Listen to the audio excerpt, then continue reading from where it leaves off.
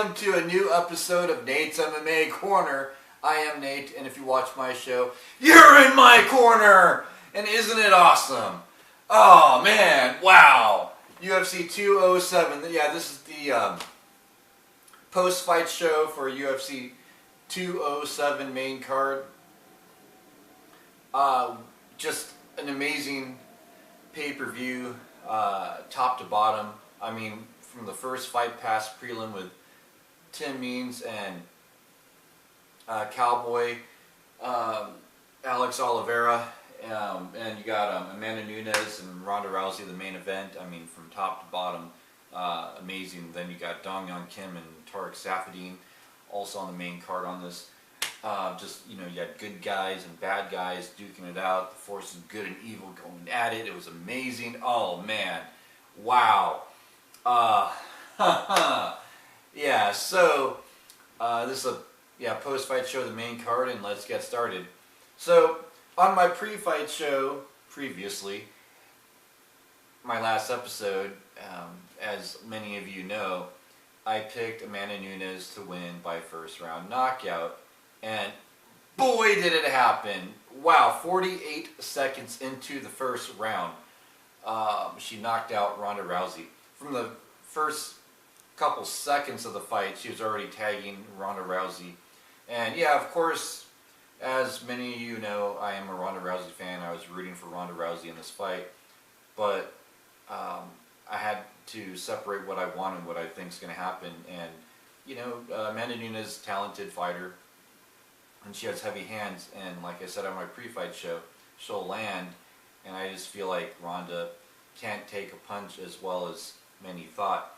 It's kind of like Chuck Liddell towards the last part of his career, where he still had all the talent in the world, but just he couldn't take a punch, and he was getting knocked out left and right. Rashad Evans and Rich Franklin.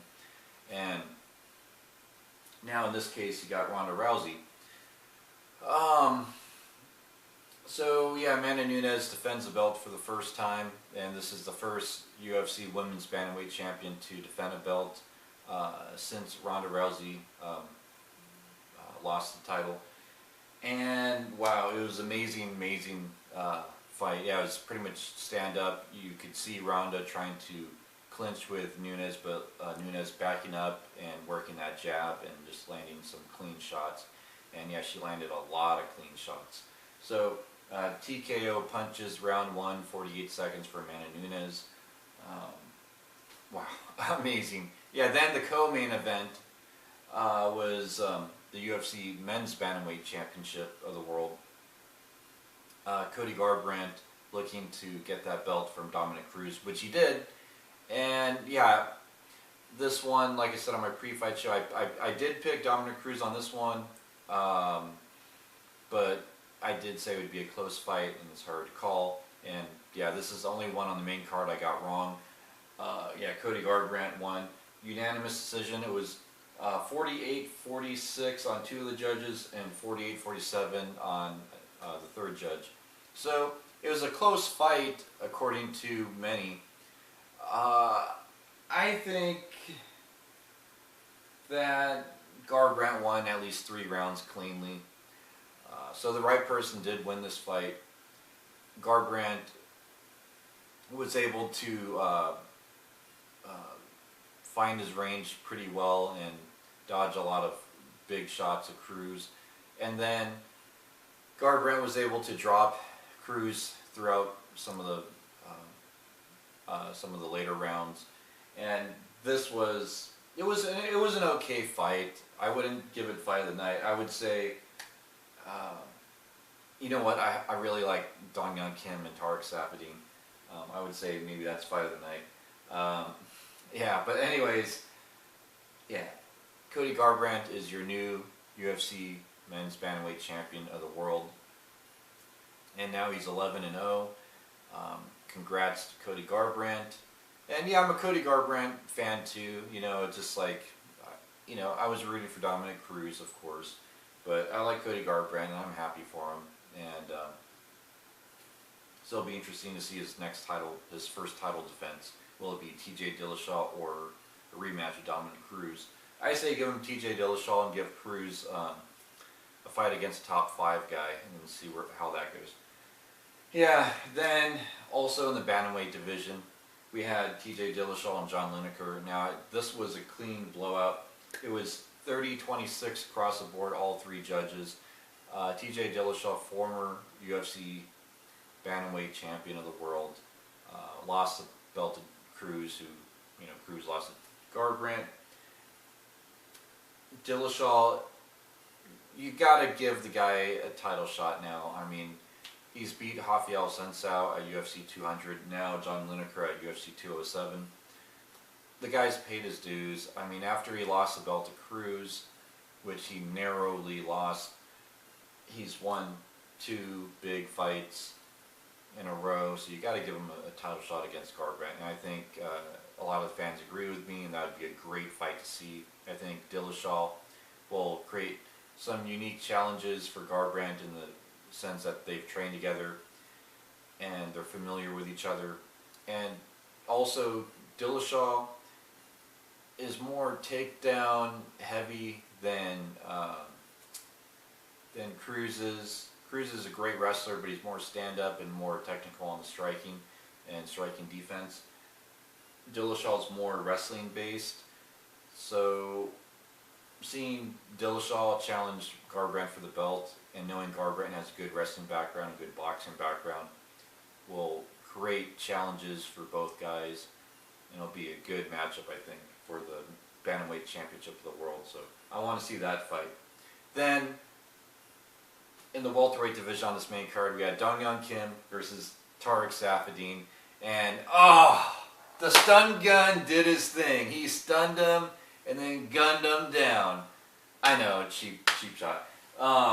But yeah, it was split decision, 30-27 and 29-28 and 29-28. It was a close, hard-fought fight.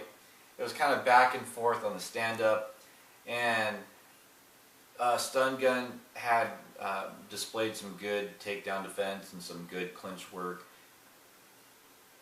Tariq Saffiedine, former Strikeforce welterweight champ. Yeah, this is one of those things. Yeah, Dong Hyun Kim. I've thought high and mighty of Dong Hyun Kim for like the last umpteen years. I mean, he's been in the UFC for ages, and you look at his record. The only guys he's lost to is Tyrone Woodley, Carlos Condit, and pretty much anyone who's done anything massive like win a UFC title or something along those lines. I mean, Dong Hyun Kim's beat the who's who, and then he had that fluke fight with Damian Maia. But I mean, you look at his entire career, this guy's, pretty much done it all. And he's a longtime veteran in the UFC and belongs in the UFC. Yeah, so this was really a test for Dong Hyun Kim.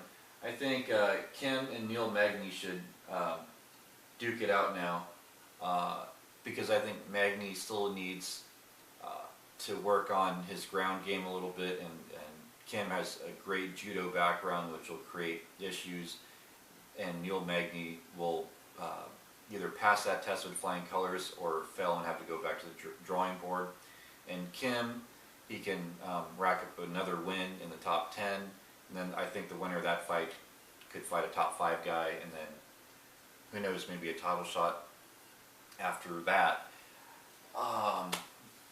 Yeah, so I mean, I think Kim and Magny are pretty closer to the belt than people give them credit for. I think they're a good, just 2 wins away from a title shot, both guys. So I said they fight each other, then the winner gets a top 5 guy, then assuming they beat the top 5 guy, get a title shot.